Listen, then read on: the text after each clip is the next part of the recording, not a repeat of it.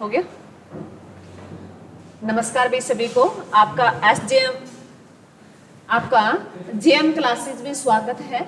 और जो पहले तो भी बहुत बहुत धन्यवाद आपका कि मेरे वीडियो को इतना सारा प्यार देने के लिए। और हमारा जो चैनल है, हर बच्चे जो पूछते हैं भी ज़्यादा से ज़्यादा शेयर करना। और हम पहले तो हम जय मां सरस्वती का नाम लें सभी में।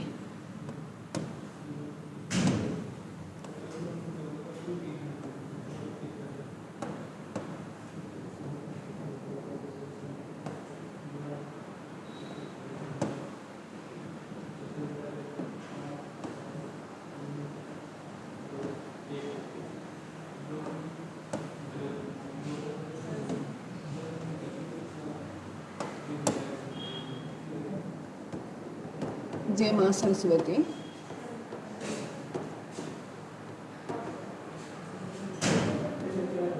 और जो हमारा टॉपिक रहता है भी जो, और हमारा चैनल का नाम है भी जेएम क्लासेस से। और हमारी वीडियो को ज़्यादा से ज़्यादा शेयर किया करो भी, लाइक कमेंट जरूर किया करो। और इतना प्यार देने के लिए बहुत बहुत शुक्रिया। जो बच्चे देख रहे हैं वो आगे वीडियो को ज़्यादा से ज़्यादा शेयर करने का भी काम किया करो भी। जो हमारा आज का जो टॉपिक रहेगा वो एडीबी, जो एशियन डेवलपमेंट बैंक पढ़ेंगे हम, ओपेक पढ़ेंगे। उसके बाद जो ओपेक है ये पेट्रोलियम जो कंट्री है वो पढ़ेंगे। उसके बाद यूनेस्को वो पढ़ेंगे। उसके बाद जो इंटरनेशनल लेबर ऑर्गेनाइजेशन ये पढ़ेंगे। ये संगठन है ना, इनकी स्थापना पूछ लेता है, इनका हेडक्वार्टर बहुत बार पूछा जाता है, इनका हेडक्वार्टर बहुत बार पूछा जाता है। तो पहले हम जो हमारा टॉपिक उठाएंगे ना, वो हम टॉपिक उठा रहे हैं अभी एडीबी बैंक को। एडीबी बैंक को जो क्या है भी, इसकी फुल फॉर्म है एशियन डेवलपमेंट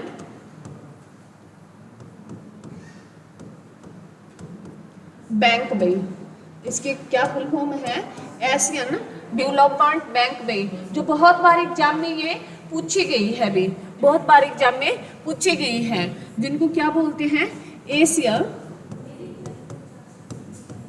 एशियन विकास बैंक भी, एशियन विकास बैंक भी, विकास बैंक भी।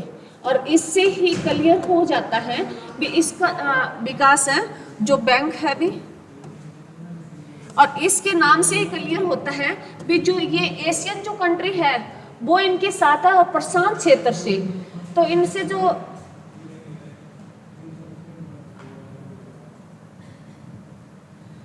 एशियन कंट्री है इनका जो उद्देश्य है, इस बैंक का मोटो क्या था, इसका उद्देश्य क्या था?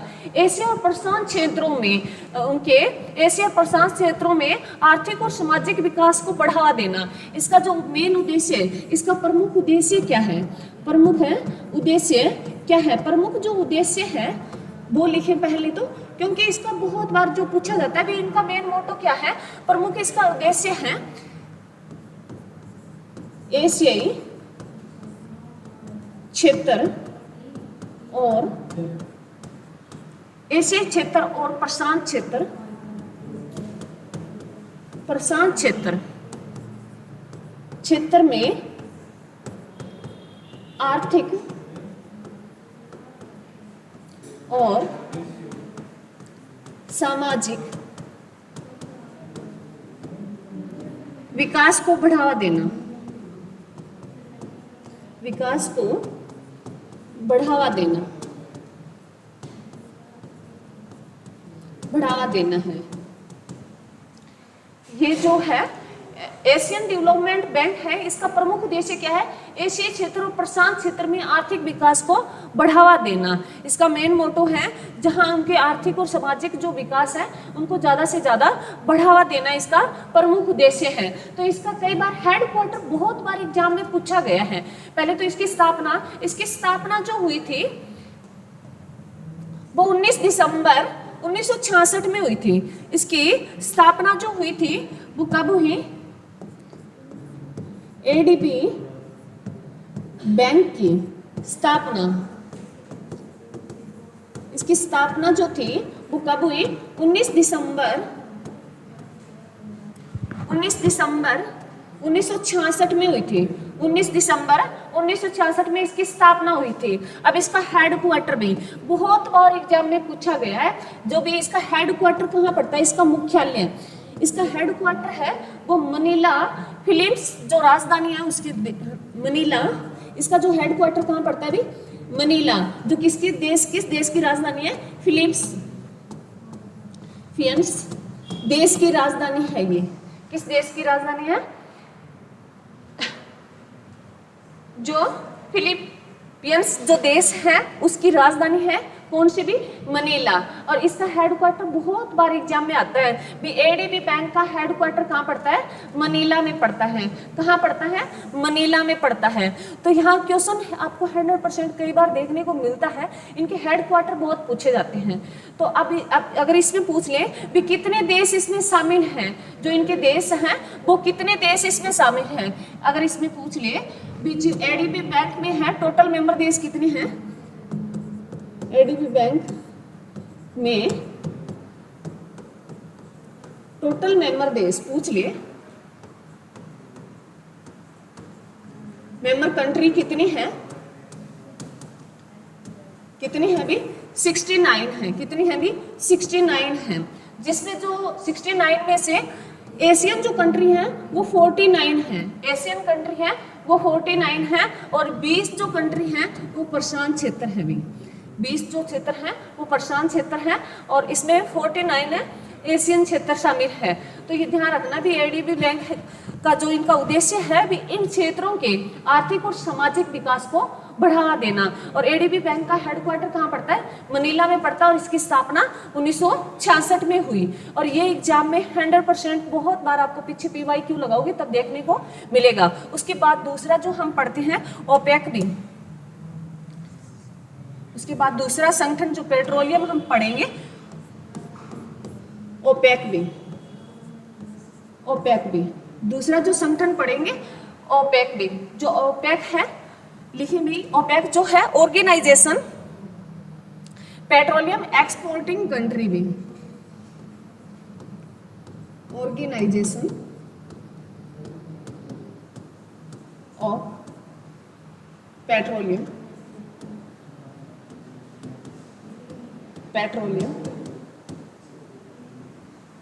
ऑर्गेनाइजेशन ऑफ पेट्रोलियम एक्सपोर्टिंग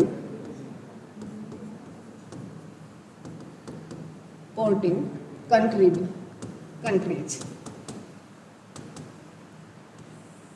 ये जो देश है, ये जो संगठन है, ये ओपेक जो कई देशों से, इसमें लगभग 19 देश हैं, 19 देशों का, जहां पेट्रोलियम भी इनका मेन उद्देश्य क्या है? पेट्रोलियम है उनकी जो यहाँ सबसे ज्यादा पेट्रोलियम, जैसे पेट्रोलियम में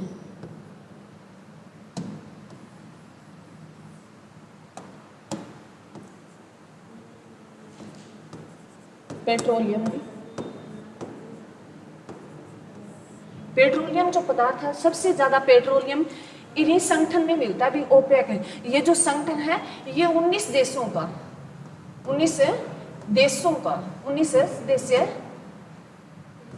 देशों का संगठन है। और यहाँ जो सबसे ज्यादा ये तेल निर्यातक, पेट्रोलियम जो निर्यातक है, एक्सपोर्टिंग सबसे ज्यादा जो निर्यात करने वाले देश है पेट्रोल का, वो ये 19 देशों का संगठन है ओपेक भी, जो एग्जाम में बहुत बार पूछा गया है। और ये 19 देश शामिल हैं। ये पेट्रोलियम सारी देश कंट्री पेट्रोलियम की है। एक्सपोर्टिंग होता है, एक्सपोर्ट भी, जो निर्यात करना भी, निर्यात जो वो सप्लाई करते हैं भी वहां से आता है, तब पेट्रोल सबसे महंगा यही है। तो इसकी स्थापना और इसका मुख्यालय बहुत बार पूछा गया है। इसका ओपेक का जो मुख्यालय है और इसकी स्थापना कब हुई? ओपेक ये पेट्रोलियम संगठन है, उनका झुंड है। ये पेट्रोलियम जो कीमत होती है वो डिसाइड करते हैं ये मिल के। तो ये इनका बहुत बार पूछा जाता है भी ओपेक का जो हेडक्वार्टर कहाँ है, उससे पहले इसकी स्थापना लिख लो भी। इस ओपेक की स्थापना, ओपेक की अगर स्थापना पूछे भी, इनकी स्थापना कब होगी थी? इनकी स्थापना 1960 में होगी थी। इन्हें जो पेट्रोलियम कंट्रीज हैं इनकी स्थापना कब होगी थी? 1960 में होगी थी, परंतु इसका हेडक्वार्टर बहुत बार एग्जाम में पूछा गया है। ओपेक देशों का हेडक्वार्टर कहाँ पड़ता है? ओपेक देशों का जो हेडक्वार्टर है, मुख्यालय है, वो कहाँ पड़ता है? वियना, जो ऑस्ट्रिया की राजधानी है। किसकी राजधानी है? ऑस्ट्रिया की राजधानी है। जो किसकी राजधानी है? ऑस्ट्रिया की राजधानी है वियना भी, जहां ओपेक देशों का जो है उनका हेडक्वार्टर पड़ता है। और यहाँ जो फैसले लिए जाते हैं पेट्रोल से संबंधित जो कीमतें हैं जो डिसाइड होती है वो यहीं डिसाइड होती है। परंतु हाल ही में पूछ लेगा कि ओपेक देशों से बाहर होने वाला देश कौन सा है? भी ओपेक जो है संगठन है, इससे कौन सा देश बाहर हो गया है? तो लिखिए भी ओपेक से कतर देश बाहर हो गया है। अभी कतर देश बाहर हो गया है 2019 में। जो ओपेक है, ओपेक से कतर देश बाहर हो गए हैं 2019 से। और जो ये 2019 से इसका मेन रीजन क्या था? जो कतर देश है ना, भी कतर देश है, इनका मेन उद्देश्य क्या था? भी इससे बाहर होके ज्यादा अगर किस पे फोकस करना है? प्राकृतिक गैस पे। किस पे फोकस करना है? प्राकृतिक गैस पे। इनका मेन उद्देश्य था भी इस ओपेक संगठन से, क्योंकि वो ओपेक संगठन किनका है? पेट्रोलियम का। उससे बाहर होके सबसे ज्यादा ध्यान किस पे देने की कोशिश कर रहा है? जो कतर देश है वो किस पे कर रहा है? भी प्राकृतिक गैस पे ज्यादा फोकस करे, ताकि क्योंकि इसकी मांग अब सबसे ज्यादा डिमांड पूछे भी किसकी है? प्राकृतिक गैस। अगर पूछ ले भी पूरे विश्व में प्राकृतिक गैस सबसे ज्यादा कहाँ है, तो कहाँ मिलती है? कतर में मिलती है। अगर पूछे प्राकृतिक गैस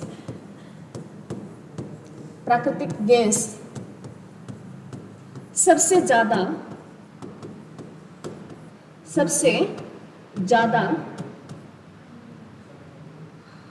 किस देश में मिलती है? तो कतर देश में मिलती है। किस देश में? कतर देश में। सबसे ज्यादा प्राकृतिक गैस वाला देश कौन सा है? कतर देश है भी। कौन सा देश है? कतर देश है, ये ध्यान रखना है। उसके बाद जो हम करेंगे,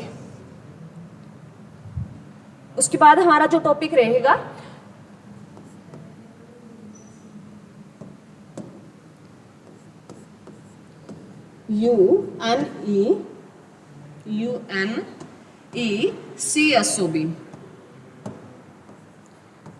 CSO, यूनेस्को, जो बहुत बार पूछता है भी यूनेस्को का हेडक्वार्टर कहाँ पड़ता है और ये क्या है? पहले तो इसकी फुल फॉर्म लिख लो।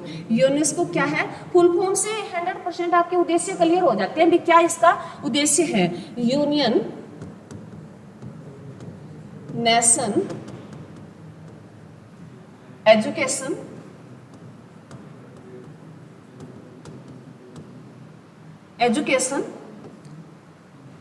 साइंस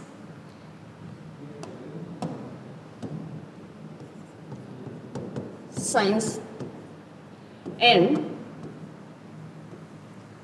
कल्चरल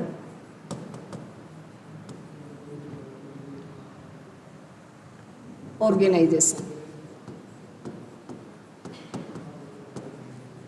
इनका जो मेन उद्देश्य क्या है? इस फुल फॉर्म से आपका मेन उद्देश्य क्लियर हो जाता है। इसकी फुल फॉर्म क्या है?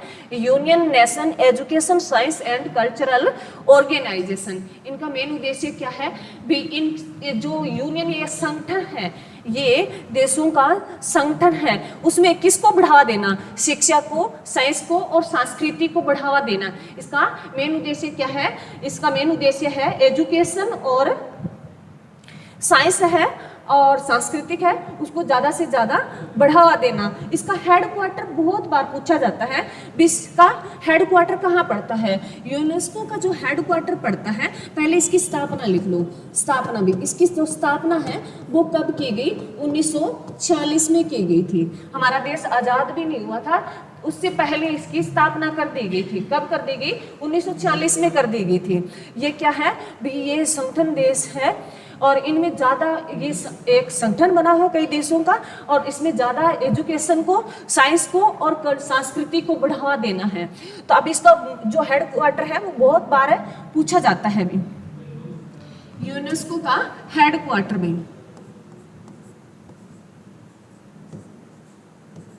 यूनेस्को का हेडक्वार्टर भी पूछ लिए, इसका हेडक्वार्टर कहाँ पड़ता है?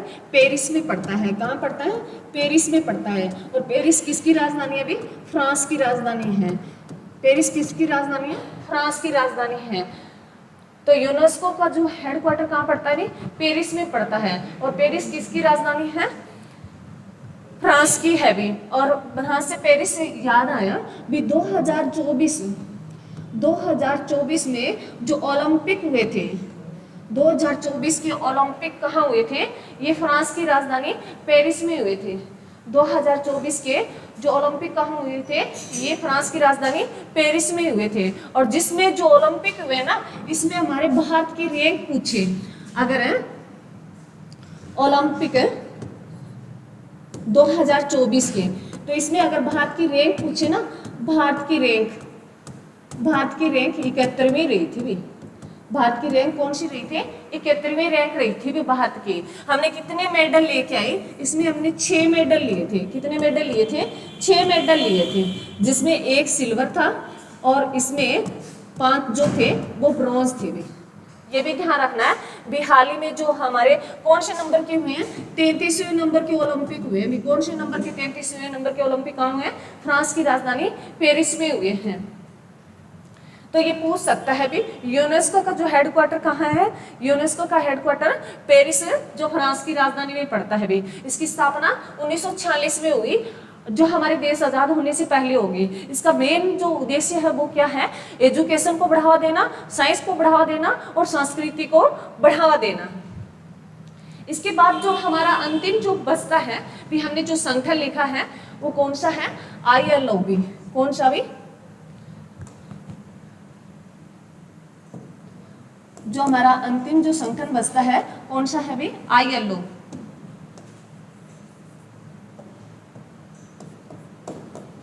ILO जिसकी फुल फॉर्म क्या है? इंटरनेशनल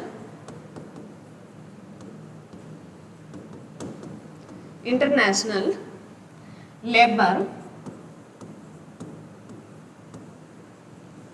ऑर्गेनाइजेशन भी। International labour organisation.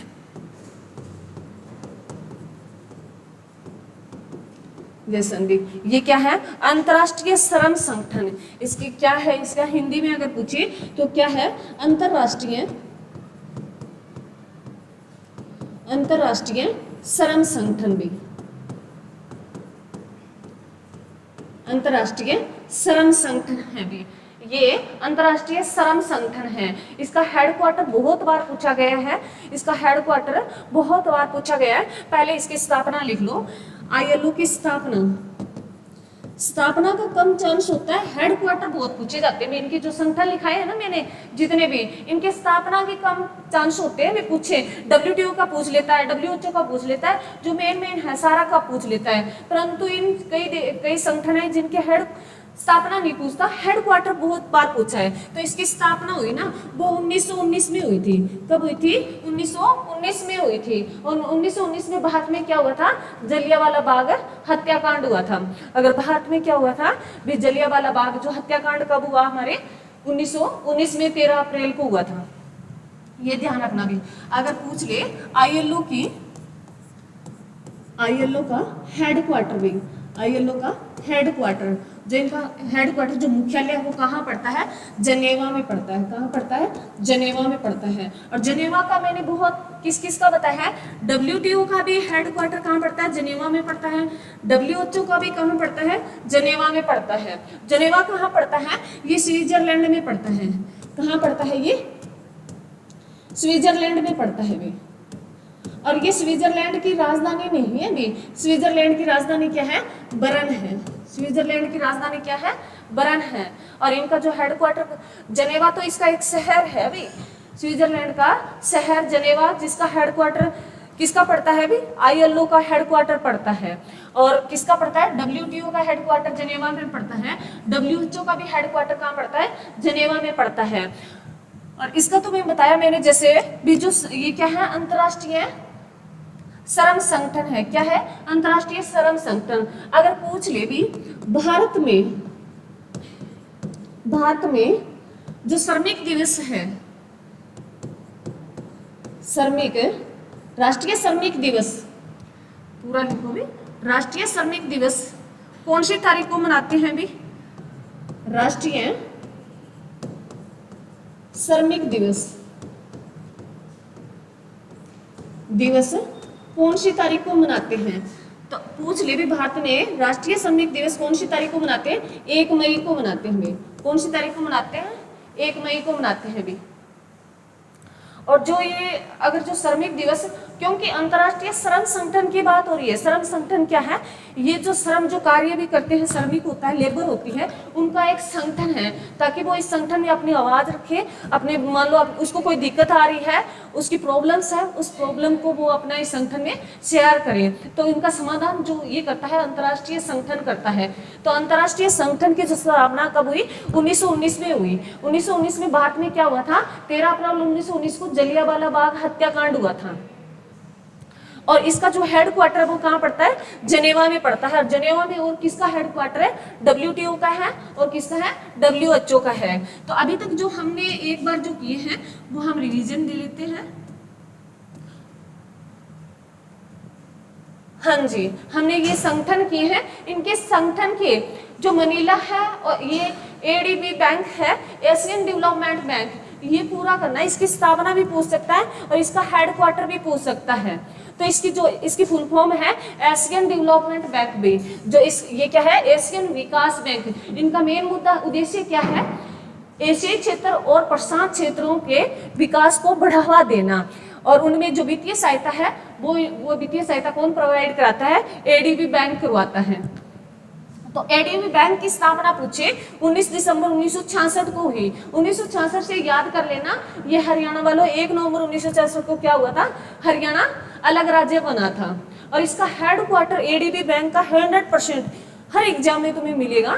तो इसमें जो ADB बैंक का हेडक्वार्टर कहाँ पड़ता है? मनीला में पड़ता है। जो किस देश की राजधानी है? फिलीपींस देश की राजधानी कौन सी है? मनीला है भी।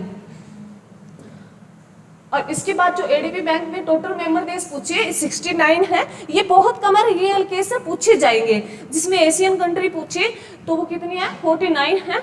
और ये पूछे भी जो प्रशांत क्षेत्र है वो कितनी है? 20 है भी। उसके बाद हम OPEC संगठन। OPEC संगठन क्या है? ये पेट्रोलियम का संगठन है। पेट्रोलियम जो हाँ ईरान, इराक जो ये देश है ना, यहाँ सबसे ज्यादा जो पेट्रोलियम बहन की धरती से वहाँ पेट्रोलियम निकलता है। और इन्होंने एक संगठन बना लिया ताकि कोई देश मनमानी ना कर सके भी प्राइस लेने में। उनका जो चार्जिंग है अभी कितना कहाँ से महंगा निकलता है, तो ये संगठन बना हुआ है पेट्रोलियम कीमतें डिसाइड करने के लिए भी कितना सप्लाई करना है कितना। तो इनका एक समूह बना हुआ है पेट्रोलियम देशों का। आपको ध्यान रखना है, इसकी फुल फॉर्म भी पूछ लेता है, organisation of petroleum exporting country भी। तो पेट्रोल से संबंधित अगर पूछ ले कि कौन सा संगठन बना है? OPEC बना है। OPEC से यह तो पूछेगा OPEC की स्थापना। OPEC की स्थापना कब हुई? 1960 में हुई। और OPEC का हेडक्वार्टर पूछ ले तो ये कहाँ पड़ता है? वियना ऑस्ट्रिया में पड़ता है भी। जो ये ऑस्ट्रिया की राजधानी भी क्या है? वियना है भी। ऑस्ट्रिया की राजधानी क्या है? वियना है भी। और अभी पूछेगा भी ये हाल ही में जो OPEC से कौन सा देश बाहर हो गया है? कौन सा देश बाहर हो गया है? तो कतर देश है ना, OPEC से बाहर हो गया है। कतर देश है बाहर हो गया है। इनका मेन क्यों मतलब अलग होने का क्या उद्देश्य था? इसका अलग होने का उद्देश्य था अब पेट्रोलियम पर ना ध्यान दे के ये प्राकृतिक गैस पर ज्यादा ध्यान दे। क्योंकि सबसे ज्यादा प्राकृतिक गैस निकलती है ना, वो कहाँ से निकलती है? कतर देश से निकलती है। अगर पूछे विश्व में प्राकृतिक गैस का भंडार सबसे बड़ा कहाँ है, तो कहाँ है भी? कतर में पड़ता है प्राकृतिक गैस पर। इसका मेन उद्देश्य क्या है? प्राकृतिक गैस पे ज्यादा फोकस करें, ठीक है। और प्राकृतिक गैस सबसे ज्यादा पूछे भी कहाँ होती है विश्व में, तो कहाँ होती है? कतर देश में होती है। उसके बाद यूनेस्को भी जो बहुत इंपॉर्टेंट है, पूछता है। हेडक्वार्टर तो 100% पूछता है। यूनेस्को का है क्या है? यूनियन नेशन जो education science and cultural organisation. ये संयुक्त राष्ट्र शिक्षा विज्ञान और सांस्कृतिक जो उनका एक संगठन है। और इनका है इन जो यूनियन जो इनमें इनके साथ जो देश जुड़ता है उन पे सबसे ज्यादा फोकस किया जाए, उनके एजुकेशन पे, साइंस पे और उनकी संस्कृति को ज्यादा ध्यान रखा जाए। तो इनका जो हेडक्वार्टर है वो कहाँ पड़ता है? अभी यूनेस्को का हेडक्वार्टर कहाँ पड़ता है? पेरिस में पड़ता है, जो किसकी राजधानी है? फ्रांस की राजधानी है। इनका हेडक्वार्टर कहाँ पड़ता है? पेरिस में पड़ता है। पेरिस किसकी राजधानी है? फ्रांस की राजधानी है। अब पेरिस कहाँ गया? पेरिस का क्वेश्चन बनेगा भी भारत वालों, ये तुम्हें ध्यान में रखना ही है। पेरिस में जो अभी ओलंपिक हुए हैं, कौन से नंबर के ओलंपिक हुए हैं 2024 में?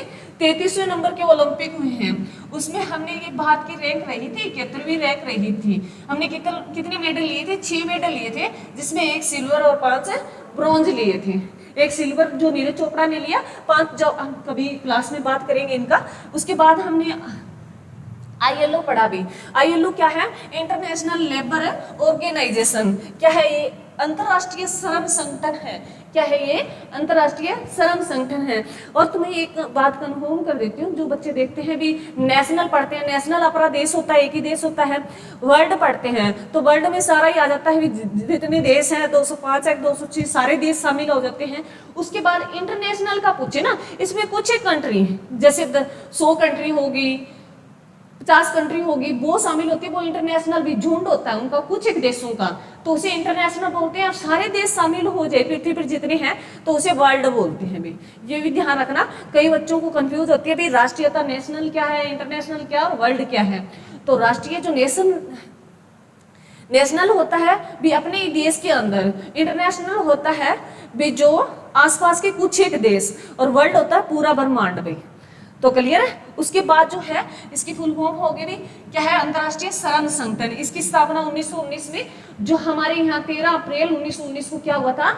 जलियांवाला बाग हत्याकांड हुआ था। उसके बाद इसका हेडक्वार्टर पूछ ले। हेडक्वार्टर बहुत बार पूछता है भी ILO का हेडक्वार्टर कहाँ पड़ता है? जनेवा में पड़ता है। और कई बार ना तुम्हें ये भी दे देता है, सीधा इसकी फुल फॉर्म ना देके ILO सीधा ही दे देता है। तो तुम्हें ध्यान रखना ILO का हेडक्वार्टर कहाँ पड़ता है? जनेवा में पड़ता है। जनेवा में इसके साथ 2 और किन संगठनों का हेडक्वार्टर पड़ता है? एक WTO का, एक WHO का। उसके बाद पूछ ले भी, हम याद करते हैं भी श्रम की बात आ गई तो भारत के जो श्रमिक हैं वो राष्ट्रीय श्रमिक दिवस कौन सी तारीख को मनाते हैं? 1 मई को। हम कौन सा डे मनाते हैं? राष्ट्रीय श्रमिक दिवस मनाते हैं।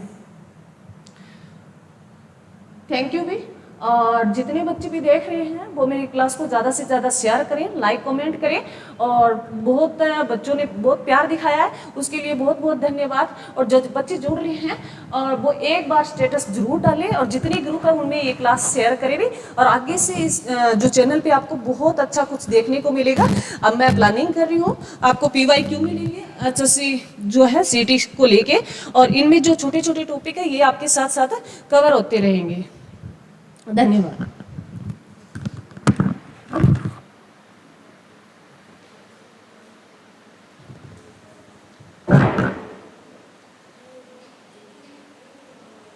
किस पे जाना है? स्ट्रीम करना था? ये बंद करना था? स्ट्रीम पे जाना है? फर्स्ट वाले पे? ये क्या आ गया? सर को बोलना एक बार।